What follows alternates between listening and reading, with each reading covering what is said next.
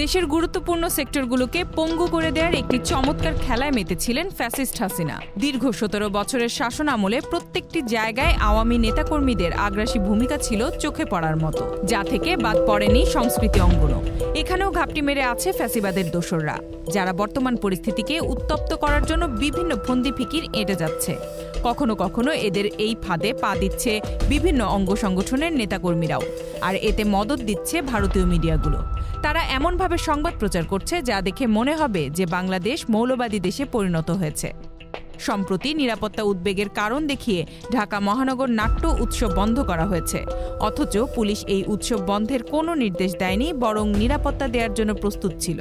নাট্যকর্মীদেরই একটি অংশ মহিলা সমিতি কর্তৃপক্ষের কাছে হল বরাদ্দ বাতিলের দাবি জানিয়ে আসছিল।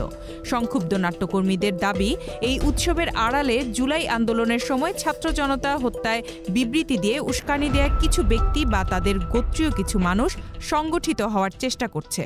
তারা দাবি জানায়, জুলাইয়ে তাদের ভূমিকার জন্য বিচারের মুখোমুখি হওয়ার আগে কোনো পুনর্বাসন নয়, আর তাই এই উৎসব স্থগিত করা হয়েছে। আর এই বিষয়টিকেই অতিরঞ্জিতভাবে প্রচার করছে ভারতীয় গদি মিডিয়া। Z news, Dhaka.